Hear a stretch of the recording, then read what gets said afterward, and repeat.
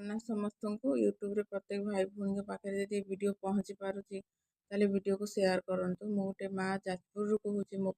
ମୋର ଯେ ବଡ଼ ପୁଅ ଡକ୍ଟର କହିଲେ ବଡ଼ ପୁଅକୁ ଏଇ ରୋଗ ହେଇଛି ମାନେ ସାନକୁ ବି ହେଇପାରେ। ମୋର ସାନ ପୁଅ ବି ଗୋଟେ ଅଛି। ମାନେ ବହୁତ ମୁଁ ଯେବେଠୁ ଶୁଣିଲିଣି ମୋ ମୁଣ୍ଡ ପୁରା ଖରାପ ହେଇଗଲାଣି। ବେଶୀ 6 ମାସ ବସିକି ଫାଇନାଲି ୟୁଟ୍ୟୁବରେ ଆସି ଭିଡ଼ିଓ ପକାଉଛି। ଆଉ ୟୁଟ୍ୟୁବରେ ଭିଡ଼ିଓ ପକାଉଛି କାହିଁକିନା ତାର ଯେଉଁ ଟ୍ରିଟମେଣ୍ଟ ଅଛି ସେଇଟା ଆମ ଦ୍ୱାରା କେବେ ବି ସମ୍ଭବ ହେବନି। ସରକାର ଚାହିଁଲେ ମୋ ପୁଅ ଭଲ ହେଇପାରିବ, ନହେଲେ ନାହିଁ। ସେଥିଲାଗି ୟୁଟ୍ୟୁବରେ ମୁଁ ଭିଡ଼ିଓ ପକାଉଛି। ଲୋକମାନଙ୍କ ପାଖରେ ଭିଡ଼ିଓ ପହଞ୍ଚିଲେ ଲୋକମାନଙ୍କ ଦ୍ୱାରା ଯଦି ସରକାରଙ୍କ ପାଖରେ ପହଞ୍ଚିବ, ସେଥିଲାଗି ୟୁଟ୍ୟୁବ ଗୋଟେ ମାଧ୍ୟମ ଯାହା ଭିଡ଼ିଓ ମୁଁ ପକାଉଛି। ମୋ ପୁଅର ଦେଖିପାରୁଥିବେ, ପୁଅର ଦେହ ବହୁତ ଖରାପ ହେଇକି ଆସିଲାଣି। ବସିକି ଉଠିବାରେ ବହୁତ ପ୍ରୋବ୍ଲେମ୍ ହେଉଛି। ଆଉ ସେ ସ୍କୁଲ ବି ଏବେ ତାର ଟିକେ ବନ୍ଦ କରିଦେଇଛି। ଏଇ ବର୍ଷ ସ୍କୁଲ ତାର ଆଡ଼ମିସନ୍ ମୁଁ କରିପାରିଲିନି, କାରଣ ତାର ଯେଉଁ ଚିକିତ୍ସାଟା ଯେଉଁ ତାର ଆୟୁର୍ବେଦିକ ଟ୍ରିଟମେଣ୍ଟଟା ଚଲେଇଥିଲି, ସେଇଟା ପାଇଁ ମୁଁ ଏ ବର୍ଷ ତାର ସ୍କୁଲ ବି ଆଡ଼ମିସନ୍ କରିପାରିଲି ନାହିଁ।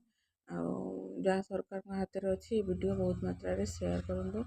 ରହିଲୁ, ଜୟ ଜଗନ୍ନାଥ।